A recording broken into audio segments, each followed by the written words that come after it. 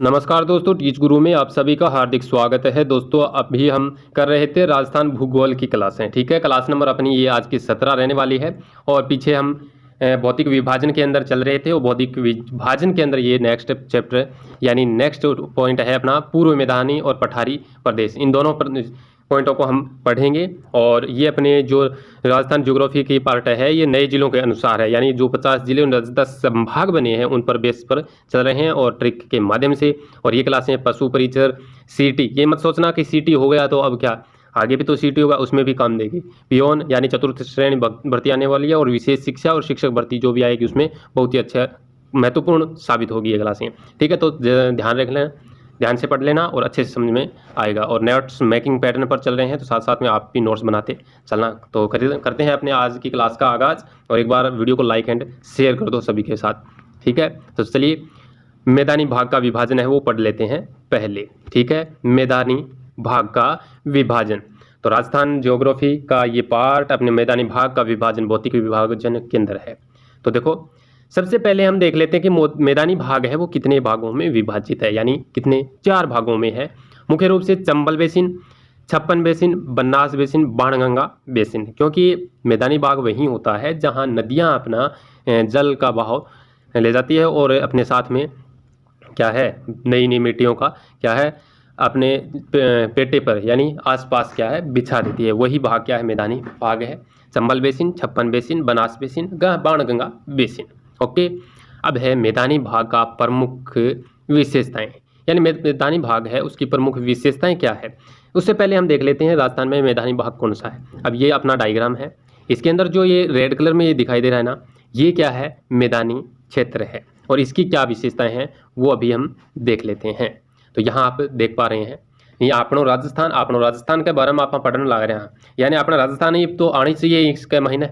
ठीक है, यानी हम जो ये चैप्टर पढ़ रहे हैं राजस्थान का, तो इसमें राजस्थानी भाषा बोलनी ही जरूरी होती है वैसे। और क्षेत्रफल प्रतिशत कितना है, यानी मैदानी भाग का क्षेत्रफल प्रतिशत है वो 23% है। आया समझ में। जनसंख्या है वो 39% है। ठीक है, यानी 23% 39% जनसंख्या। अब देखो पूर्वी जो पश्चिमी राजस्थान यानी पढ़ा था शुष्क अर्ध शुष्क वाला, तो इसके अंदर हमने देखा मरुस्थल में कितना मरुस्थलीय भाग था वो 61 पॉइंट लगभग इतना था प्यारा। ठीक है, लेकिन उसमें कितने परसेंट, 40% क्या है जनसंख्या निवास कर रही थी। ठीक है, कब ज़्यादा क्षेत्रफल में ज़्यादा था, लेकिन यहाँ देखो 39% है और 23% ही क्षेत्र है मैदानी भाग है और उसमें 39% जनसंख्या है। तो इसका मतलब क्या है, यहाँ जनसंख्या घनत्व वो कि सबसे ज़्यादा है। और यहाँ दे भी रखा है सबसे ज़्यादा जनघनत्व वाला भूभाग। ठीक है, तो अच्छे से समझना। ठीक है, फ्रेशर के लिए बहुत ही अच्छी क्लासें रहने वाली है और नोट्स बना लेना, बहुत ही इंपॉर्टेंट नोट्स है। ऐसे वैसे मत समझना इनको, बहुत ही अच्छे नोट्स है। वर्षा की मात्रा देखो कितनी है यहाँ, वर्षा की मात्रा मैदानी भाग में होती है 50 से 80 सेंटीमीटर। 50 से 80 सेंटीमीटर यहाँ पर क्या है वर्षा होती है औसतन। अब है नेक्स्ट ढलान। अब देखो ढलान कैसे होगा, यानी पहले भी बताया था एक क्लास में कि पानी निवाण सर जावे। तो मतलब क्या हुआ, पानी है वो ढलान, यहाँ जिधर क्या है नीचा भाग होगा ऊंचाई से नीचाई की ओर चलेगी, तो यहाँ पर ढलान किधर है, यानी मैदानी भाग में पश्चिम से पूर्व की ओर है, पश्चिम से पूर्व की ओर। और मरुस्थल में क्या कैसे थी, ऐसे, यानी उत्तर पूर्वी से पश्चिम दक्षिण पश्चिम की ओर ऐसा था। ठीक है, लेकिन यहाँ इसमें क्या है, इसका उल्टा है, पश्चिम से पूर्व की ओर है। ठीक है, इधर से इधर जा रही है। ठीक है, क्योंकि नदियाँ सभी देख लो, चंबल देख लो, छप्पन की जो बेसिन है वो देख लो, वो तो देखो यू आकार में बहती है। लेकिन बनास बेसिन है, बाणगंगा है, सभी किधर जा रही है, इधर जा रही है। कौन सी दिशा में, पूर्व दिशा में, पश्चिम से पूर्व की ओर। अब देखो यहाँ की मिट्टी कैसी है, मिट्टी है वो जलोढ़ है। अब जलोढ़ को ही दोमट भी बोलते हैं और साइंस की भाषा में बोले तो एल्फी सोल्स, क्या बोलते हैं एल्फी सोल्स। मिट्टी जलोढ़ या दोमट मिट्टी को एल्फी सोल्स भी बोलते हैं। ठीक है, इसके बाद में है यहाँ की जलवायु। अब जलवायु कैसी है, अब देखो यहाँ पानी जाता है, दलदली भाग है। और इससे पहले मैं आपको बता दूं सबसे ज़्यादा जनसंख्या घनत्व क्यों है, वजह क्या है, क्योंकि उपजाऊ भूमि है यहाँ मैदानी भाग में और पानी की व्यवस्था हो रही है और सभी और भी संसाधन है वो भी क्या है बहुत ज़्यादा है। इस वजह से यहाँ क्या है, जनसंख्या भी वहीं तो निवास करती है। जैसे मरुस्थल में क्या होता है, जहाँ पानी की व्यवस्था हो वहीं तो, अब देख लो कोई भी जो बना है, किला बना है, वो सभी क्या है, नदी, वो कोई ना कोई तालाब है उसके पास में ही बना है, पानी का क्षेत्र है वहीं बना है। जहाँ पानी नहीं है वहाँ बहुत ही कम देखने को मिलते हैं, ठीक है। और यहाँ आप देखोगे तो यहाँ पर क्या है, आर्द्रता, जलवायु कैसी है, आर्द्र है। अब प्रमुख फसलें कौन कौन सी है, मैदानी भाग की प्रमुख फसलें हैं वो गेहूँ, चना, बाजरा, जौ आदि है, ठीक है। अब देखो ये मत सोचना कि बाजरा पश्चिम में होता है, पश्चिमी भाग मरुस्थल में, ऐसा नहीं है। बाजरा यहाँ भी होता है मैदानी भाग में, गेहूँ, चना, जौ। अब गेहूँ जौ ज़्यादा है लेकिन चना बाजरा वो भी है यहाँ पर, ओके। तो मुख्य रूप से यही है। नेक्स्ट है, साथ साथ में नोट्स बनाना भी या फिर स्क्रीनशॉट लेते चलना ताकि बाद में आपको काम। अब है मैदानी भाग का कुछ शब्दावली है, मैदानी भाग की कुछ शब्दावली है वो देख लेते हैं क्या क्या है। अब माही नदी के आसपास का क्षेत्र क्या कहलाता है, माही नदी, ठीक है, सबसे दक्षिण में है। और इसका क्षेत्र कौन क्या कहलाता है, वागड़ कहलाता है, व्याघ्र घाट कहलाता है, पुष्प क्षेत्र कहलाता है, पाताल प्रदेश कहलाता है। क्यों, राजस्थान के सबसे दक्षिण में है पाताल प्रदेश। लाट, लाट भी कहलाता है, ठीक है, यानी माही नदी का जो क्षेत्र है ना वो लाट भी कहलाता है। छप्पन का मैदान भी कहलाता है, ठीक है, 56 गाँव का समूह है बांसवाड़ा के अंदर, डूंगरपुर बांसवाड़ा यहाँ, इस वजह से 56 का मैदान भी कहलाता है। और वागड़, स्पेशली वागड़ किसको बोलते हैं, डूंगरपुर बांसवाड़ा को, ठीक है। और व्याघ्र घाट, पुष्प क्षेत्र, पाताल प्रदेश, लाट और 56 का मैदान ऐसा बोलते हैं। अब है खादर। अब खादर और बांगर है ना, उसके अंदर थोड़ा सा कन्फ्यूज रहेगा आपको, तो वो कन्फ्यूज हम अभी हटा लेते हैं अपने माइंड से। तो खादर, नदियाँ हर वर्ष बहती है नवीन जलोढ़, यानी नई जलोढ़, यानी नई जलोढ़ मिट्टी है वो लाती है, हर वर्ष बहती है, ओके। इस वजह से हर साल क्या है, नई मिट्टी आएगी, उपजाऊ भूमि होगी, ठीक है। तो वो कौन सी है, खादर। और फिर बांगर, बांगर यानी पूर्व में नदी बहती थी, पूर्व का मतलब दिशा नहीं है, पूर्व यानी पहले, पहले में नदी बहती है, वर्तमान में नहीं, अर्थात पुरानी जलोढ़।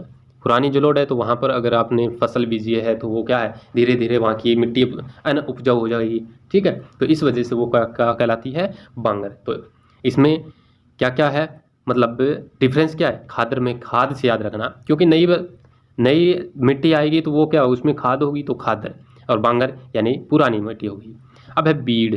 अब बीड़ बोलते ही आपको सीधा शेखावाटी की ओर चलना है, और शेखावाटी के घास के मैदान हैं उनको बीड़ बोला जाता है, ठीक है। शेखावाटी के घास के मैदानों को क्या बोलते हैं, बीड़ बोलते हैं। नेक्स्ट है अपना तोरावाटी। स्पेशली तोरावाटी है वो कांतली नदी का जो क्षेत्र, भाव क्षेत्र है ना, उसको बोला जाता है। तो यहाँ शेखावाटी में ही चलना है। शेखावाटी में कांतली नदी का अपवा है क्षेत्र, ये क्या है, तोरावाटी कहलाता है। क्या कहलाता है, तोरावाटी कहलाता है, ओके। यानी सीकर से निकलती है ये, सीकर से निमका, थाना, झुंझुनू और चूरू के पास में ये क्या है, विलुप्त हो जाती है, ठीक है। ये आंतरिक प्रवाह की नदी है एक प्रकार की, ठीक है। आंतरिक प्रवाह है, अरब सागर की खाड़ियाँ, बंगाल की खाड़ी की, ये सारी हम पढ़ेंगे, ठीक है। तो वो आगे आएगा अपवाह तंत्र के अंदर। अब है बीहड़ या उत्खात भूमि। बीहड़ उत्खात भूमि ये कौन सी होती है, अब देखो बीहड़ उत्खात ये बहुत बार क्वेश्चन बनता है, सबसे इम्पोर्टेंट है ये बीहड़ उत्खात भूमि वाला। और ये है सबसे ज़्यादा कहाँ, चंबल नदी द्वारा निर्मित ऊंची नीची कृषि अयोग्य भूमि है, ठीक है। चंबल नदी द्वारा निर्मित ऊंची नीची कृषि अयोग्य भूमि कहलाती है। डाकू शरणस्थली है ये, और डाकू शरणस्थली उसको दस्यु क्षेत्र भी बोलते हैं, ठीक है। सवाई माधोपुर और धौलपुर में सर्वाधिक है वो बीहड़ उत्खात भूमि पाई जाती है। कहाँ पर, सवाई माधोपुर और धौलपुर के अंदर सबसे ज़्यादा बीहड़ उत्खात भूमि है, ओके। और अब डाकू शरणस्थली कैसे है, यानी चंबल नदी जब बहती है ना उच्च बहाव में, तो वहाँ क्या है, कंदराएं बन जाती है, यानी गुफा जैसा हो जाता है, और वहाँ जब पुलिस वगैरह पीछे लगती है तो पता ही नहीं चलता कि डाकू कहाँ गए। तो इस वजह से इसको डाकू की शरणस्थली और शरणस्थली को दस्यु क्षेत्र भी बोला जाता है, ओके। तो बीहड़ उत्खात भूमि अच्छे से समझ में आया, इंपॉर्टेंट है सबसे ज़्यादा। अब चलते हैं पठारी भाग का विभाजन। अब पठारी भाग का विभाजन है वो कितने भागों में है, अब देखो 3 भाग है पठारी भाग के। पठारी में तो कोटा संभाग ही आएगा पूरा का पूरा, और उसके आसपास थोड़ा बहुत भाग। अब ऐसा नहीं है कि पठारी भाग एक ही जगह है, अब देख लो इधर सिरोही है, सिरोही में भी पठारी भाग है, उड़िया का पठार सबसे ऊंचा पठार है, तो कहाँ है, सिरोही के अंदर है, ठीक है। तो ऐसा है कि ये अलग अलग जगह भी है, लेकिन मुख्य रूप से क्या है, कौन सा, हाड़ौती क्षेत्र ही बोला जाता है। तो देखो इसमें 3 भागों में विभाजित है, मुकुंदवाड़ा की पहाड़ियाँ, एक डगगंगधार पहाड़ियाँ और तीसरा शाहबाद उच्च क्षेत्र। 3 भागों में विभाजित है। अब देखो मुकुंदवाड़ा की पहाड़ियाँ कहाँ हैं, कोटा झालावाड़। कहाँ पर, कोटा झालावाड़ के अंदर मुकुंदवाड़ा की पहाड़ियाँ हैं। फिर डगगंगधार की पहाड़ियाँ, ये कहाँ है, झालावाड़ का क्षेत्र है, वो डगगंगधार के नाम से जाने, ठीक है। अब है शाहबाद उच्च क्षेत्र, ये कहाँ है, शाहबाद कहाँ है, 12 के अंदर, और 12 का ये शाहबाद उच्च क्षेत्र 12 में ही है, ओके। अब देखो हाड़ौती का पठार है वो मुख्य रूप से है, और हाड़ौती यानी दक्कन या मालवा का पठार है, उसका हिस्सा है कौन, हाड़ौती का पठार। दक्कन या मालवा का पठार है, उसका हिस्सा कौन है, हाड़ौती का पठार। कोटा संभाग है ना, वो पूरा का पूरा है। तो चलिए थोड़ा सा इसको मैं स्क्रॉल करके आपको दिखा देता हूँ। यहाँ देखो ये जो रेड कलर में नीचे दिखाई दे रहा है ना, यहाँ इसमें डूंगरपुर, बांसवाड़ा, सिरोही, ये वाला भाग भी इसमें आता है पठारी क्षेत्र, क्योंकि आप ही मेसा का पठार देख लो कहाँ है, चित्तौड़ में है, ठीक है, ओके, इस वजह से है, ठीक है, ये भाग भी इसमें जुड़ता है। अब देखो इसमें कौन कौन से आते हैं, डूंगरपुर, बांसवाड़ा, चित्तौड़, कोटा संभाग पूरा, ठीक है। तो पठारी भाग की प्रमुख विशेषताएं क्या है, देख लो कि क्षेत्रफल कितना है। सबसे पहले तो क्षेत्रफल ही आता है कि क्षेत्रफल पठारी क्षेत्र का कितना है। तो पठारी क्षेत्र है, उसका क्षेत्रफल है 6.89%। लगभग में पूछे तो 7% करना है, वरना आपको ये 6.89 यानी 6.89% याद रखना है, ठीक है, क्योंकि क्वेश्चन बना हुआ है एक बार ये, ठीक है, 6.89, 6.79, 6.69 ऐसे ऑप्शन थे, लेकिन कन्फ्यूजन थी इसमें, क्योंकि 7% ही पढ़ाया जाता था लगभग, लेकिन इसमें ऐसा पूछ लिया एक बार एग्जामिनर ने 6 पॉइंटों में, ठीक है, तो ध्यान रखना 6.89 है। जनसंख्या यहाँ है वो 11% है। पीछे की क्लास थी ना, उसके विभाजन के अंदर हमने देखा था, अब दोबारा से है वो चीज़ें यहाँ रिपीट हो रही है, तो ध्यान से पढ़ना। अब वर्षा की मात्रा, अब देखो पश्चिम से चले थे यानी मरुस्थल भाग से, वहाँ कम थी, फिर कौन सा, मैदानी, अब पठारी क्षेत्र इसमें सबसे इसमें ज़्यादा होती है वर्षा, ठीक है, सबसे ज़्यादा 80 से 100 सेंटीमीटर में, 80 से 100 सेंटीमीटर क्या है यहाँ वर्षा होती है, वर्षा की मात्रा। अब ढलान आपको बताया था, जिधर पानी बहेगा वहीं। अब देखो यहाँ, अब देख लो चंबल का किधर बहता है, अब कौन सी, बाणगंगा, ये वाला, लेकिन बाणगंगा मैदानी क्षेत्र के अंदर है, और यहाँ माही किधर है वो देख लो। तो दक्षिण पश्चिम से उत्तर पूर्व की ओर, दक्षिण पश्चिम, ये दक्षिण है, ये पश्चिम है, दक्षिण पश्चिम से उत्तर पूर्व की ओर, उत्तर पूर्व ऐसे उत्तर पूर्व की ओर ढलान का क्षेत्र है। अब देखो मिट्टी कैसी है यहाँ की, अब पठारी क्षेत्र है उसकी मिट्टी कैसी है, काली, और वहाँ इस काली को क्या बोलते हैं वैज्ञानिक भाषा में, वर्टिसोल्स, क्या बोलते हैं, वर्टिसोल्स। अब बेसाल्ट की प्रधानता के कारण ये काली होती है, किसकी प्रधानता के कारण, बेसाल्ट की मात्रा ज़्यादा है, इस वजह से ये काली रंग की होती है, और सबसे ज़्यादा ये कपास के लिए उपयोगी होती है, ठीक है। अब जलवायु देखो उष्ण आर्द्र है, उष्ण आर्द्र क्यों है, वजह है ये कि ये अपने डूंगरपुर और बांसवाड़ा है, वहाँ से कर्क रेखा गुजरती है, और कर्क रेखा के आसपास में उष्ण क्षेत्र, उष्ण आर्द्रता वाला क्षेत्र है, इस वजह से यहाँ की जलवायु कैसी है, उष्ण आर्द्र है, कैसी है, उष्ण आर्द्र है। प्रमुख फसलें क्या है, प्रमुख फसलें, अब सबसे ज़्यादा अगर आर्द्र जिला पूछ ले तो झालावाड़ है, ठीक है, लेकिन यहाँ जलवायु पूछिए सीधी तो उष्ण आर्द्र आएगा। प्रमुख फसलें कौन कौन सी है, कपास और सोयाबीन यहाँ की प्रमुख फसलें हैं, ठीक है, पठारी क्षेत्र की। अब राजस्थान के प्रमुख पठार कौन कौन से हैं वो देख लेते हैं विस्तार से। अब राजस्थान के प्रमुख पठार स्थिति, ऊंचाई और विशेषता, अब ये भी नए जिलों के अनुसार पढ़ रहे हैं, ठीक है, तो देख लेना किस में चेंज हुआ है। उड़िया का पठार, अब उड़िया का पठार सबसे ज़्यादा पूछा जाता है, एक बोराट का भी, लेकिन उड़िया का पठार कहाँ है, सिरोही। अब ऐसा लगता है उड़िया नाम कैसे पड़ा कि इसकी ऊंचाई बहुत ज़्यादा है, देख लो 1360 मीटर ऊंचाई है इसकी, ठीक है, 1 किलोमीटर से भी ऊपर, 1.25 किलोमीटर से भी ऊपर है ये, 1360 मीटर। तो उड़िया का पठार यानी ऐसा लगता है नीचे से ऊपर देखने के जैसे उड़ रहा हो, इस वजह से इसका नाम क्या पड़ गया, उड़िया का पठार। कहाँ पर, सिरोही में, 1360 मीटर इसकी ऊंचाई है, राजस्थान का सबसे ऊंचा पठार है, ये इसकी विशेषता है। अब है नेक्स्ट बोराट का पठार। अब बोराट का पठार कहाँ है, गोगुंदा यानी उदयपुर के अंदर है, गोगुंदा से लगाकर कुंभलगढ़, यानी कुंभलगढ़ कहाँ है, राजसमंद के अंदर, गोगुंदा से कुंभलगढ़ राजसमंद के मध्य ये बोराट का पठार है, और इसकी ऊंचाई है 1225 मीटर, ठीक है। विशेषता क्या है? राज्य का दूसरा सबसे ऊंचा पठार, राज्य का दूसरा सबसे ऊंचा पठार और अरब सागर व बंगाल की खाड़ी के मध्य जल विभाजन का कार्य करता है। कौन? बोराट का पठार। और सबसे ऊंची चोटी जरगा है, वो भी यही है, सबसे ऊंची चोटी जरगा उदयपुर की, ठीक है, वो यही है बोराट का पठार।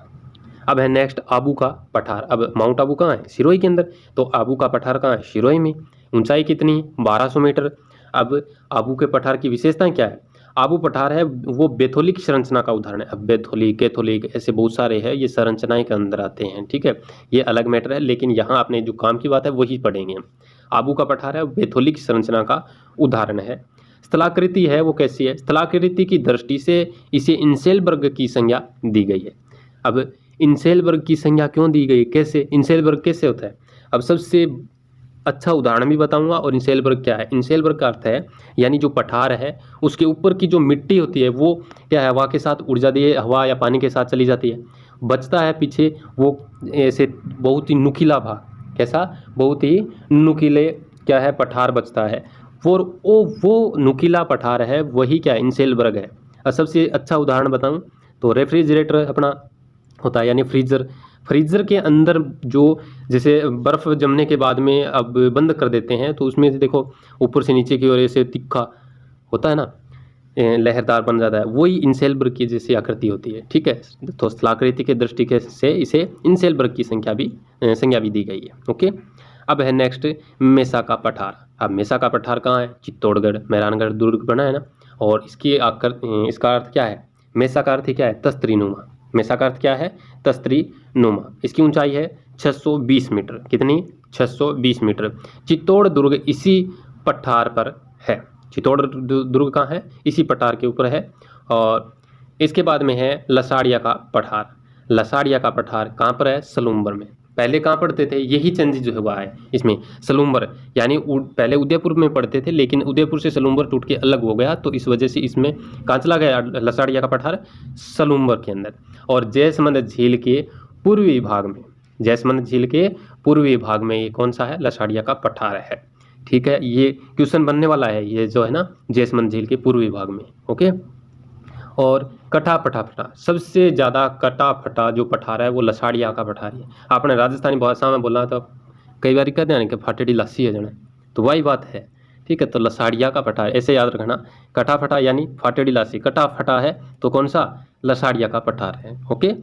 नेक्स्ट है 6 नंबर ऊपर माल का पठार। कौन सा? ऊपर माल का पठार। पहले भी पढ़ा था, अब दोबारा से देख लो। बिजोलिया या बिज्जावली भी बोलते हैं इसको, बिज्जावलिया और वह भैंसरोडगढ़ के मध्य, ठीक है, बिजोलिया व भैंसरोड के मध्य बना हुआ पठार है वो कौन सा है? ऊपर माल का पठार।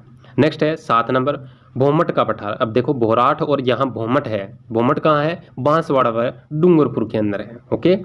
फिर है मानदेसर का पठार। कौन सा? मानदेसर का पठार। ये कहाँ है? चित्तौड़गढ़ के भैंसरोडगढ़ में, ठीक है। भैंसा सा और जो व्यापारी थे ना उन्होंने बनवाया था भैंसरोडगढ़, ये किला बनवाया था यहाँ। तो चित्तौड़ के भैंसरोडगढ़ में क्या है? मानदेसर का पठार है, ठीक है। अब है क्रास्का व कानकानवाड़ी, ठीक है, क्रास्का व कांकनवाड़ी, ये पठार कहाँ है? अलवर के अंदर है, ठीक है। और जो अलवर सरिस्का अभयारण्य है वो इसी पठार में स्थित है। कौन सा? सरिस्का अभयारण्य है वो क्रास्का व कांकनवाड़ी अलवर का जो है ना वही है ये। ओके, चलते हैं। ये अच्छे से समझ में आ गया तो नेक्स्ट अपने यहाँ ये मैप देख लेना, ये टेलीग्राम से मिल जाएगा आपको। और यहाँ देखो पठारी क्षेत्र की पहाड़ियों की आकृतियाँ। अब ये इतना ही बचा है, पठारी क्षेत्र की पहाड़ियों की आकृति कैसी है।